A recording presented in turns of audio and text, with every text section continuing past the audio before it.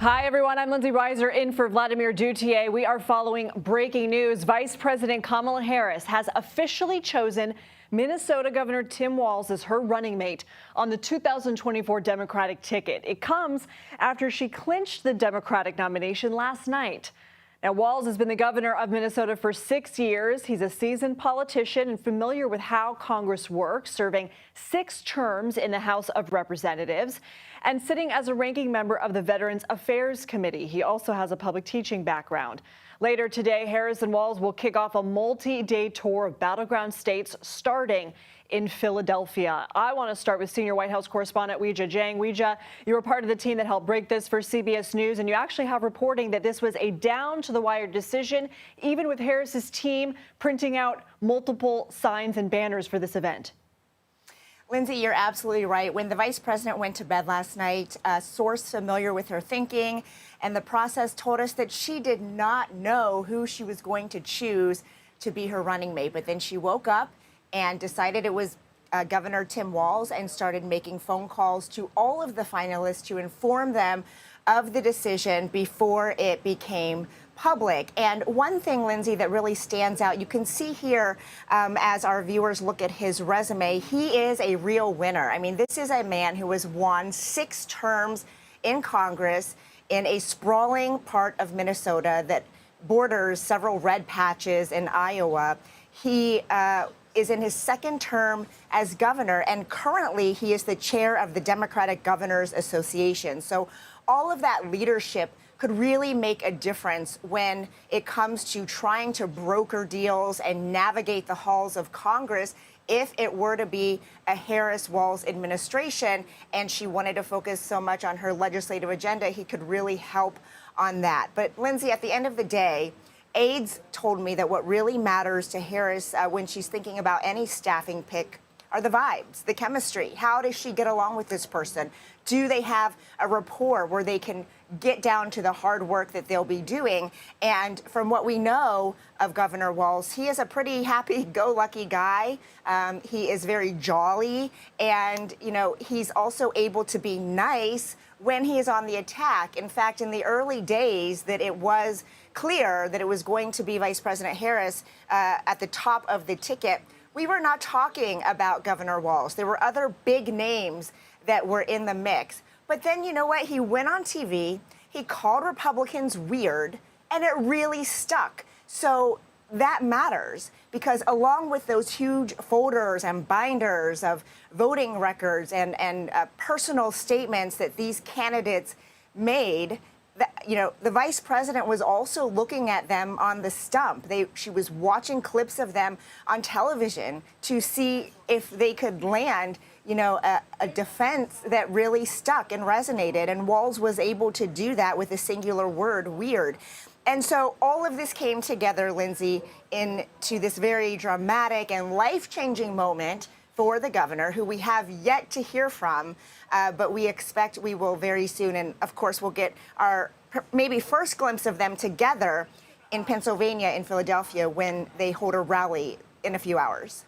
Ouija, I want to ask you, he does have a successful track record of pushing a Democratic agenda in a Midwestern state. We know he enjoys popularity there, but he is a bit of a lesser name nationally. I want to ask you about maybe some of the weaknesses that the Harris campaign had to contend with when it came to this decision. We know that each person sort of has their pros and their cons. We know the Trump camp is already labeling this as an incredibly liberal, extreme left ticket. What are some of the, drawbacks that you see Walz bringing potentially? Well, I think you really nailed it, Lindsey, in that people don't know who he is. I mean, they're going to be introduced to him for the most part today. And, when you look at some of the other big names, the advantage that they had was name recognition, especially someone like, Secretary Pete Buttigieg, who is a current member of the Biden administration. And to your point, he doesn't necessarily bring the moderate voting record that some of these other candidates could have. And he does not come from a battleground state like some of these other potentials. And so that's, I think, the team putting their faith and placing a bet on Walz. thinking that once people do get to know him and hear from him and see him on the campaign trail stumping for her, that it will be enough to make up for those things that he does not have. But again, this was a decision really based on not only who could be a governing partner, but Harris wanted to choose someone who could come in and be president of the United States also. And she knows very well that you never know what's going to happen. So she wanted to pick somebody that would be ready for the top job if necessary. And again, when you look at all of his experience, that really plays a big role here, Lindsay. Ouija Jane, thanks so much. Let's bring in CBS News political contributor Ashley Ietti. Ashley served as communications director for Vice President Harris. So Ashley, before we get into Vice President Harris's thinking and what you think about why she came to this decision, I want to ask you about messaging because Speaker Emerita Nancy Pelosi was on CBS Mornings this morning, and she said Democrats need to be better about messaging. When we hear voters saying that they think that a Republican ticket could be better for their wallets, do you think this is something that Governor Walz could help with? Yeah, no, absolutely. I mean, the point was made that he introduced this notion of weird, and it sort of caught fire within the Democratic Party.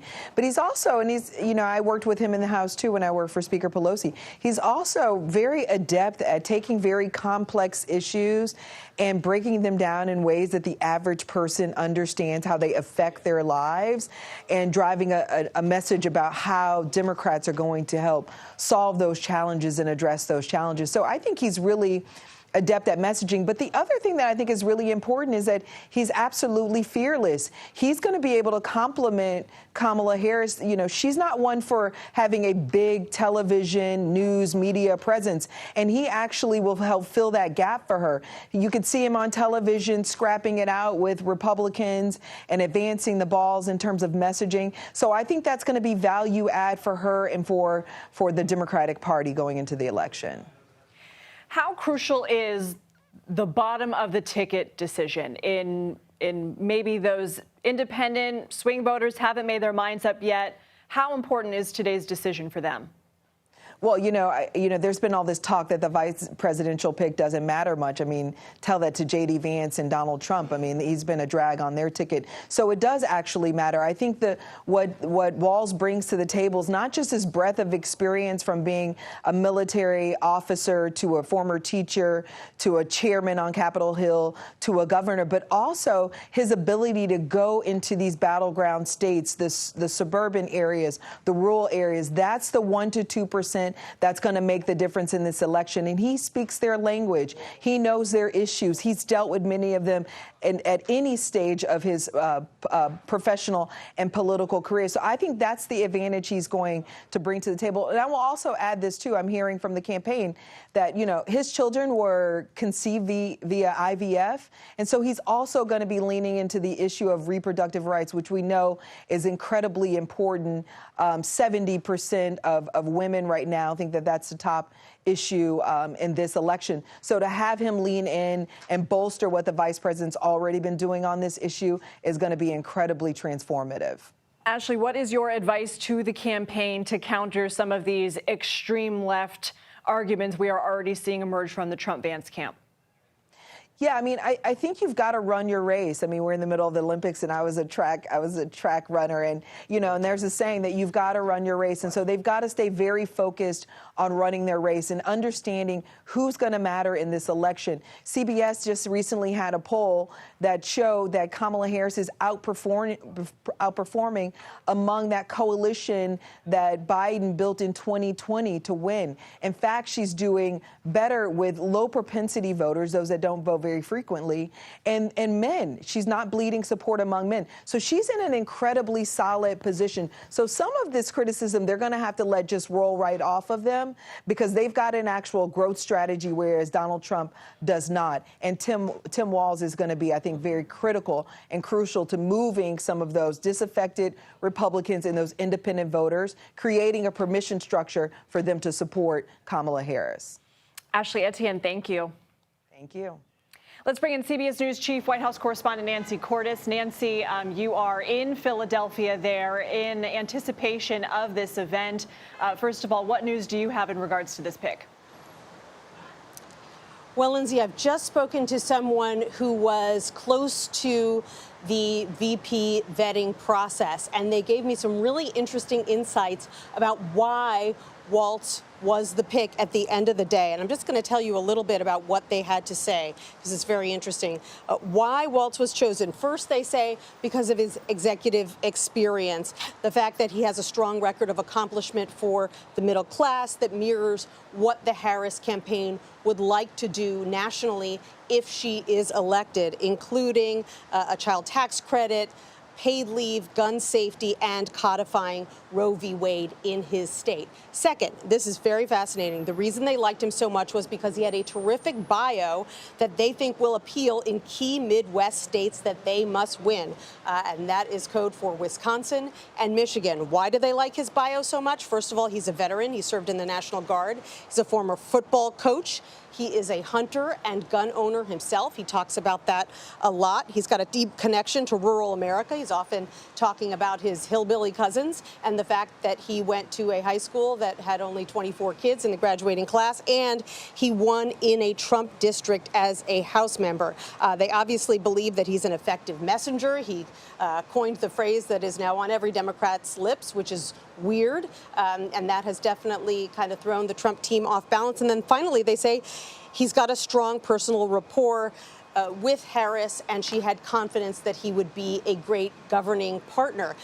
This may come as something of a surprise, Lindsey, to Americans who maybe hadn't heard a lot about Tim Walz before a couple of weeks ago, because he wasn't someone who had been seeking the presidency like Pete Buttigieg, or rumored to possibly want it in the future like Josh Shapiro. But in the end, it sounds like that may have been a selling point. The fact that Harris would not have to look over her shoulder, would not have to worry about handing off some of the less desirable jobs to him, because he was positioning himself for a bid for the presidency himself in 4 to 8 years, but that he would be willing to roll up his sleeves and do the jobs that she wants to hand off to him.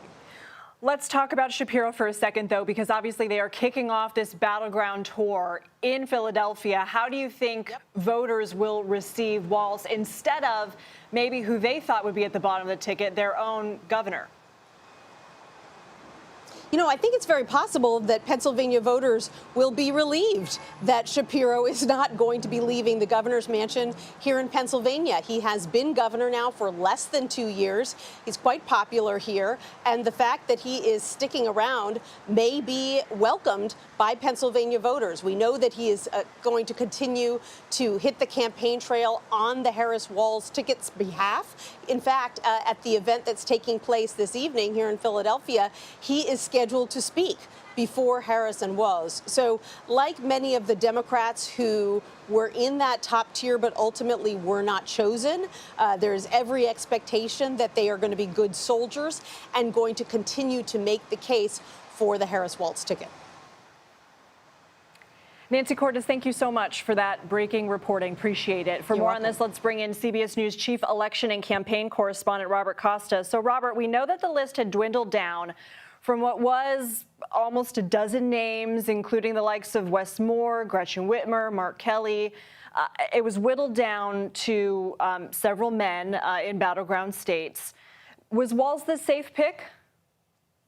It's great to be with you. Governor Walz represents, to many of my top Democratic sources, an opportunity to keep that Biden coalition stitched together that Vice President Harris worked on with the president back in 2020. Now they have an opportunity to make sure organized labor, educators, those with military service stay together, stay in line. And you see with Governor Walz someone who is willing to go to the industrial Midwest to work on issues that are important to organized labor, progressive activists. He comes out of the House of Representatives as well. So he has a lot of ties in Washington, is well liked by the Democratic political leadership. And he's someone who is not going to be someone who harms the ticket in any way, based on my conversations with top Democrats.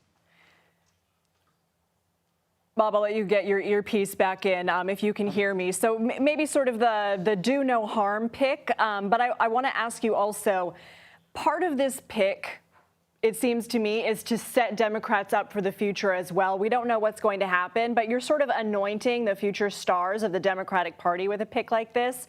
Do you think Walz will sort of catch fire in a way that we've seen from other VP picks? We'll have to see how he performs. He's someone who is generationally the same as Vice President Harris, but she is now the story in the Democratic Party. And by picking Governor Walz, they're picking someone who has a folksy demeanor, someone who might catch fire with a lot of activists, but at the same time is not going to be competing with her.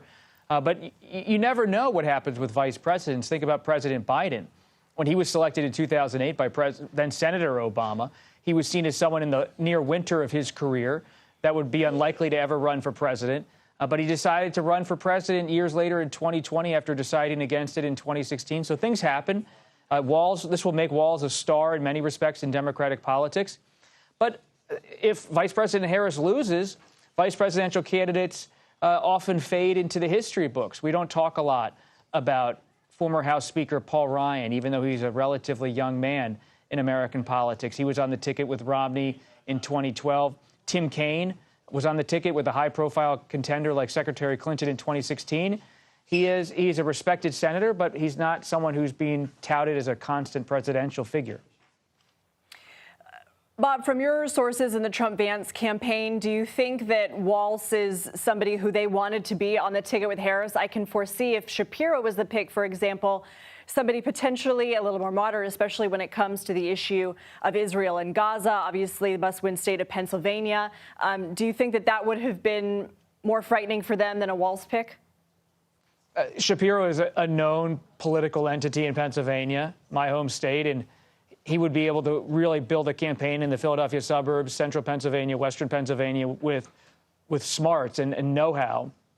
That's not to say he's not going to be involved. I mean, the Harris campaign is going to count on Shapiro to do everything he can to win Pennsylvania for the Harris-Walz ticket. And knowing Shapiro for nearly 2 decades, I have no doubt he's going to dig in and help Harris as much as possible. But by not having his name on the ticket, you don't get the same kind of political capital in Pennsylvania that you might otherwise. But they're making a bet with Walz that he can still play in a place like Pennsylvania, as well as other states that have industrial pass because of his persona, because of his record.